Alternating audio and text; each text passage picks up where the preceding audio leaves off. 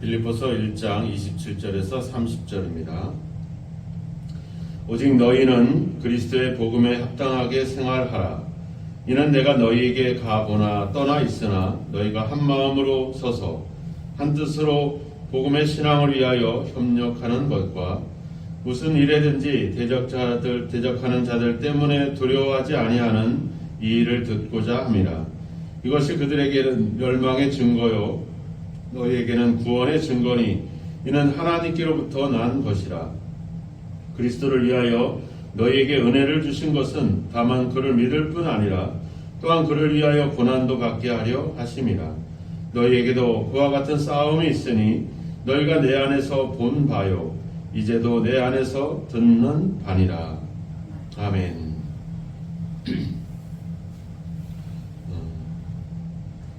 사도 바울이 로마 감옥에 갇혀서 죽을지 살지 모르는 그런 상황에서 사도 바울은 분명히 이야기를 합니다. 내가 살든지 죽든지 그것이 중요한 것이 아니라 바울에게 중요한 것은 바로 내 몸에서 그리스도가 존귀하게 되는 것이다. 우리가 죽음을 앞두고 이렇게 의연하게 이야기할 수 있다는 것은 참 쉬운 일은 아니죠. 뭐 사도니까 그렇겠다라고 생각이 들겠지만 결국 그것은 특별히 더 기대가 되거나 이런 일들은 아닙니다. 예수님께서도 십자가를 지기 전에 제자들에게 그렇게 고백을 하잖아요. 내가 내 마음이 심히 고민하여 죽게 되었다. 나를 위해서 좀 깨어 있어 달라, 기도해 달라 이런 요청들을 하신 만큼 우리가 죽음이라고 하는 것은 그렇게 달갑지 않습니다. 또 이 빌립보에 있는 성도들도 이 믿음이라고 하는 것, 예수를 믿는다는 이유 하나만으로 경제적인 어려움을 당하고 사회적으로 이런 지탄과 핍박을 받고 있는 것에 대해서 이것을 감당하기란 참으로 쉽지 않은 일이죠. 우리가 누군가에게 조롱을 당하고 비난을 당하고 그런 어떤 억울함을 당할 때도 속상한데 우리가 믿음이라고 하는 것 때문에 이런 어떤 불이익을 당하거나 심지어 죽게 된다. 그런 상황에서 우리가 의연하게 그것을 대처할 수 있다는 것은 그것은 결코 쉬운 일은 아닙니다. 근데 오늘 사도 바울이나 또 빌립보에 있는 성도들이 그런 상황에서도 삶과 죽음에 대한 문제를 고민하지 않고 그들이 어떤 분명한 확신을 갖고 있는 그런 어떤 확신에 대한 어떤 그런 근거가 있겠죠. 그냥 그들이 믿음이 좋거나 그들이 정서적으로 아주 강한 멘탈을 갖고 있어서 그런 어떤 강인함이 있어서 그들이 그렇게 확신했다라고 말할 수는 없고 뭔가 분명한 이유가 있기 때문에 그들로 하여금 이 죽음에 대해서 그것을 의연하게 그것을 여길 만큼 그것도 아무것도 아니라고 말할 수 있을 만큼 그들은 뭔가에 사로잡혀 있는 그런 확신을 우리가 보게 되는 것이죠. 오늘 우리가 봐야 될 부분은 우리가 성경을 통해서 발견해야 될 부분들은 바로 그런 부분들입니다. 그런 어떤 우리에게 주는 확신의 근거가 우리로 하여금 이런 담대함을 갖게 한다는 사실을 우리가 기억하고 그 확신의 근거를 오늘 우리가 찾아냈으면 좋겠습니다. 29절에 보면 28절에 보면 이것이 그들에게는 멸망의 증거요 너희에게는 구원의 증거다 이렇게 얘기합니다. 구원의 증거라고 하면 바로 뭐냐면 27절 끝에 보면 복음의 신앙에 협력하는 것과 또 너희들을 대적하는 자들을 두려워하지 않는 것이다. 그러니까 우리가 이런 핍박과 박해 속에서도 이 복음의 일에 함께 참여를 할 수 있고 또 우리를 대적하는 자들 앞에서 결코 두려워하지 않는 죽음조차도 두려워하지 않는 그것 자체가 바로 우리에게 구원의 증거다 이렇게 이야기를 하고 있습니다. 그러니까 구원이라고 하는 것은 그렇잖아요. 여기서 구원은 많은 의미가 있습니다. 감옥에서 자유를 얻게 되는 것도 하나의 구원이라고 말할 수도 있고 또 우리가 그리스도 안에서 하나님께서 우리에게 주시고자 하는 여러 가지 많은 복들 우리가 실제로 하나님의 나라에 들어가는 것뿐만 아니라 이 땅에서 여러 가지 누리는 그런 복들도 다 이 구원이라고 하는 말 속에 담겨져 있다는 거죠. 바로 우리가 그 구원을 받았다라고 하는 그 증거가 바로 뭐라는 거예요? 무슨 재물과 무슨 권세와 명예가 아니라 뭐예요? 두려움이 없이 살아갈 수 있는 것, 또 복음에 우리가 참여할 수 있는 것, 그것이 바로 우리가 구원받은 자의 증거다. 이렇게 사도 바울은 우리에게 이야기를 하고 있습니다. 그러니까 너희가 복음 때문에 핍박을 당하고 있고 또 고난 당하고 있는 사도를 돕기 위해서 그들이 후원을 하고 이런 일들이, 그리고 여러 가지 경제적인 어려움이 오지만 그런 걸로 인해서 믿음을 저버리지 않고 그들을 두려워하지 않고 살아가는 그 삶 자체가 바로 우리가 구원받았다라고 하는 그런 증거다. 이렇게 이야기를 하고 있습니다. 이런 확신들, 이런 어떤 믿음들, 그 근거가 29절에 나와 있습니다. 그리스도를 위하여 너희에게 은혜를 주신 것은, 이렇게 나오죠. 결국은 우리가 이런 확신과 또 우리가 그런 어려움 중에서도 복음의 일에 함께 참여할 수 있었던 그런 어떤 확신의 근거, 구원의 근거가 바로 하나님이 우리에게 은혜를 주신 것이다. 이렇게 표현을 하고 있습니다. 은혜를 주셔서 뭐를 했다는 거예요? 29절에 보면 그를 믿을 뿐 아니라 또한 그를 위하여 고난도 받게 하려 하심이다. 그러니까 우리가 믿음이라고 하는 것은 내가 믿는 게 아니거든요. 우리가 에베소서 2장 8절 말씀이 나오잖아요. 너희는 그 은혜에 의하여 믿음으로 말미암아 구원을 받았으니 이것은 너희에게서 난 것이 아니요 하나님의 선물이다. 그러니까 우리가 믿는다라고 하는 것은 바로 하나님의 선물을 받았다는 것. 이 말은 뭐냐면 하나님이 우리에게 이르렀다라고 하는 겁니다. 하나님이 우리와 함께 하고 있다라고 하는 것이죠. 그리고 뭐예요? 고난도 받게 하려 하십니다. 바로 우리가 고난을 받는 것은 하나님이 우리를 멀리하거나 우리를 잊어버렸거나 이런 것이 아니라 뭐예요? 하나님의 은혜가 실제로 우리 속에 역사한다라고 하는 하나의 증거라고 하는 거예요. 사도 바울이 지금 자기가 복음을 전하다가 이런 고난을 당하고 감옥에 갇혀가지고 다른 성도들은 보기에 되게 절망스럽고 염려가 되지만 사도는 아니라고 하는 거죠. 내가 받는 고난이 바로 하나님의 은혜가 내게 임했다라고 하는 증거다. 하나님의 은혜가 나에게 실제로 지금도 역사하고 있다라고 하는 증거다. 이렇게 얘기하는 거죠. 그래서 디모데후서 3장 12절에 가보면 예수 그리스도 안에서 경건하게 살고자 하는 자는 박해를 받을 것이다. 이렇게 나와요. 그래서 자기 제자 디모데에게 복음과 함께 고난을 받아라. 이렇게 얘기해요. 왜? 고난이라고 하는 자체가 바로 하나님의 나에게 하나님의 은혜가 임했다라고 하는, 여기서 하나님의 은혜를 너에게 주셨다는 거죠. 주셨다라고 하는 그것의 증거라고 하는 거죠. 되게 이상하죠. 그죠? 우리는 고난을 받으면 뭔가 문제가 있거나 뭔가 내가 잘못했다거나 이런 생각들을 가지는데 사도의 생각은 다른 거예요. 그것은 나에게 하나님의 은혜다. 이렇게 얘기하는 거죠.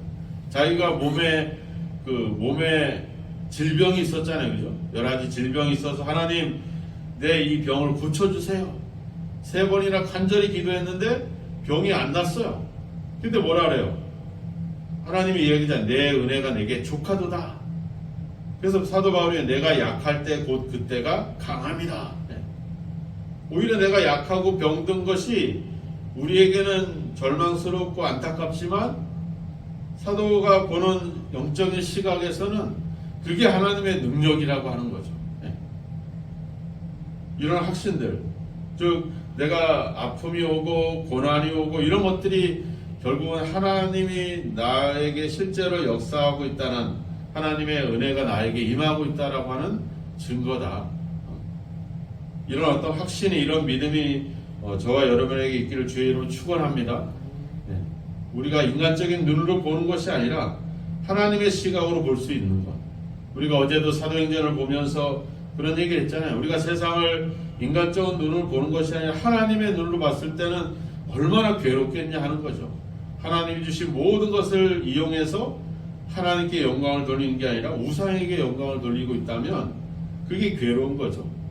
이 고난도 동일합니다. 사람의 눈으로 봤을 때는 힘들고 어렵고 절망이지만 우리가 영적인 시각을 가진다면 하나님이 나와 함께 하시는 거구나. 또 내가 죄를 져도 내가 불순종해도 고난이 올 수 있죠. 그죠? 그럴 때 뭐예요? 우리가 히브리서에도 이야기하지만 우리가 그런 징계가 없으면 우리는 사생자다 이렇게 얘기하잖아요. 우리가 자녀들이 잘못된 길을 가면 어때요? 책망을 하고 야단을 치고 바른 길로 인도하려고 하잖아요. 왜? 자녀이기 때문에. 내 자녀가 아니면 그냥 뭐 어떻게 살든지 나 몰라라 하죠. 똑같습니다. 우리가 하나님의 자녀이기 때문에 우리가 때로는 잘못해도 어려움을 징계를 하시는 이유는 우리로 하여금 다시 한번 돌이키도록 하기 위한 기회를 주고 있는 거죠. 그러니까 어떻게 보면 이렇게나 저렇게나 우리가 시련을 당하고 고난을 당하는 것은 그것이 바로 하나님의 은혜다. 하나님의 은혜가 실제로 우리에게 역사하고 있다는 것이다. 이렇게 얘기를 하고 있는 것이죠. 바울이 내가 사는 것 죽는 것 중요하지 않다. 내 몸에서 오직 예수 그리스도께서 존귀하게 되는 것이 내 삶의 어떤 목표고 그런 어떤 가장 중요한 것이다. 이렇게 얘기할 수 있는 근거는 바로 하나님의 은혜가 우리에게 주어졌기 때문에 하나님의 은혜가 함께하고 있기 때문에 그런 확신을 하고 있는 겁니다. 또 두 번째는 30절에 나와 있죠. 너희도 그와 같은 싸움이 있으니 너희가 내 안에서 본 바요 이제는 내 안에서 듣는 바다. 네. 너희들도 그런 싸움이 있다. 너희들도 그런 어떤 복음의 일에 함께 참여하고 있다. 이런 어떤 확신들. 그래서 이런 싸움, 이런 고난의 싸움들이 있지만 그 고난의 싸움은 고난으로 끝나지 않는다는 거죠. 로마서 8장 16절에 가보면 자녀이면 상속자고 하나님의 상속자니 그리스도와 함께 상속자요 또한 그와 함께 영광을 받기 위하여 또한 고난도 함께 받아야 할 것이니라. 그러니까 우리가 고난을 당하고 이런 싸움을 싸운다라고 하는 것은 우리가 그와 함께 고난뿐만 아니라 영광도 함께 받을 것이라고 하는 그런 확신이 어떤 사도와 이 성도들의 어떤 경험에서 그 비교해서 그들은 확신을 갖고 있는 것입니다. 내가 복음을 전하다가 이런 감옥에 갇혀서 이렇게 어려움을 당하고 있지만 이것은 바로 이런 복음의 일에 참여하는 이런 영적인 싸움 가운데 있는 것이다. 그런데 너희들도 지금 같은 그런 싸움들을 하고 있지 않느냐. 이런 어떤 경험에서 오는 그런 확신이 지금 그들로 하여금 바로 그런 어떤 어려움 속에서도 주님만을 바라보게 하는 그런 근거가 되고 있다라고 하는 사실입니다. 그래서 27절에 보면 너희가 한 마음으로 서서 한 뜻으로 복음의 신앙을 위하여 협력하라. 협력한다면 우리가 그러한 어떤 영광을 얻게 될 것이다. 이런 확신을 지금 우리에게 주고 있다라고 하는 겁니다. 우리가 부활을 위해서는 반드시 우리는 십자가라고 하는 그 과정을 거쳐야 되죠. 우리가 구원이라고 한다면 주님께서 얘기한 너 자기 십자가를 지고 나를 따라야 된다. 그러니까 영광을 얻기 위해서는 우리는 반드시 고난이라고 하는 그런 과정이 우리에게 반드시 거치게 된다라고 하는 겁니다. 우리가 하나님의 나라에 들어가려면 어떻게 해야 돼요? 반드시 여기 이 땅에서 죽음이라고 하는 관문을 거쳐야 된다라고 하는 거죠. 이런 어떤 과정들, 이 고난에 참여하는 것이 결국은 고난에 끝나는 게 아니라 하나님의 영광을 위한 그 어떤 그 길이, 그 과정인 것을 사도는 우리에게 이야기를 하고 있습니다. 그러니까 고난이 하나님이 나와 함께하고 하나님의 은혜가 임하고 있다는 증거고, 이 고난이 또한 우리에게 다가올 그 영광을 바라보게 하는, 로마 3장에 나오잖아요. 현재 고난은 앞으로 우리에게 당할 그 하나님의 영광과 좋게 비교할 수 없다. 그러니까 고난이라고 하는 것은 하나님의 영광을 향한 하나의 어떤 관문이다. 이렇게 생각이 든다면 우리가 죽는 거, 또 이런 우리를 대적하는 어떤 수많은 세상의 위협들, 이런 것들로 우리가 두려워하거나 염려할 이유가 없고, 우리가 죽고 사는 것이 우리에게 중요한 것이 아닌 게 되게 되고, 결국 우리에게 중요한 것은 예수 그리스도가 중요하게 되는 그런 어떤 근거가, 그런 확신이 지금 사도에게 있었다라고 하는 겁니다.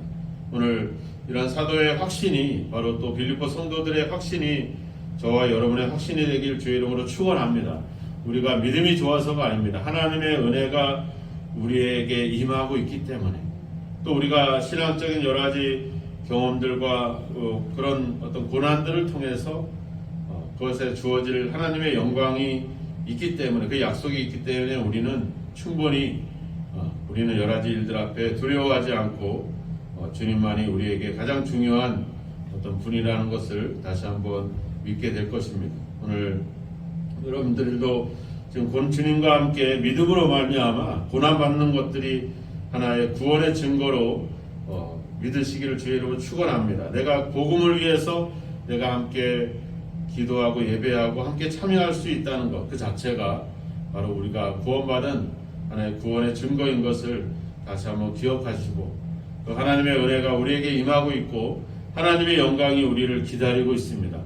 그 약속을 바라보면서 여러분들이 당하는 여러 일들 앞에 낙심하거나 절망하지 말고 오히려 감사하고 오히려 기뻐하고 오히려 어떤 일이든 담대하게 믿음으로 임할 수 있는 그런 저와 여러분이 되기를 주님의 이름으로 축원합니다. 기도하겠습니다. 하나님 아버지, 우리는 고난과 시련 속에 때론 실망하고 때론 불평하고 때론 원망하며 때론 흔들리고 요동칠 때가 많았습니다. 하지만 그 고난이 하나님의 은혜가 임하고 있다라는 증거를 임을 우리가 깨닫지 못한 채 있었습니다. 이제 다시 한번 사도와 또 빌립보 성도들의 확신이 우리 가운데도 있기를 원합니다. 그래서 우리가 당하는 고난이 하나님이 함께하고 있는 증거로 여겨지게 하시고, 그 고난이 결국 우리에게 영광을 가져다 줄 것에 대한 확신을 갖게 하여 주시옵소서. 또 우리가 예수 그리스도를 믿는 것이 바로 하나님의 은혜가, 하나님께서 우리에게 은혜를 주셨다는 사실을 아버지 믿는 그런 근거들이 되게 하여 주셔서, 이제 아버지 우리 삶 속에 오직 예수 그리스도가 가장 중요한 위치에 중요한 목적에 있게 하여 주시고, 그래서 아버지 그 어떤 일이든 두려워하지 않고 하나님 아버지 주여 아버지 주님 멀리하지 않고 적극적으로 주님의 복음의 일에 함께 참여하며, 이제 아버지 하나님의 자녀로서 또 구원받은 자로서 당당하게 믿음을 갖고 정체성을 가지고 살아갈 수 있는 저희들의 삶이 되도록 주여 오늘도 우리를 이끄시고 함께하여 주시옵소서. 여러 시련과 고난 앞에 아버지 낙심하지 않고 아버지 그것이 영광을 향한 증거이며 하나님의 은혜의 증거인 것을 기억하고 오히려 감사하며 기뻐하며 사도와 같이 또 아버지 초대교회 성도들과 같이 담대함으로 살아갈 수 있도록 우리를 인도하시고 주여 도와 주옵소서. 오늘도 우리가 하루를 시작하기 전에 먼저 기도하며 아버지 앞에 우리의 삶을 맡깁니다. 늘 우리와 함께 하셨던 하나님께서 오늘도 우리에게 담대함을 더해 주시고 믿음의 확신을 갖게 하셔서 어떤 일이든 아버지와 뒤로 물러서지 않고 믿음으로 당당하게 대처해 갈 수 있는 그런 아버지 은혜를, 능력을, 힘을 더하여 주옵소서. 함께 하심을 믿고 예수님의 이름으로 기도하옵나이다. 아멘.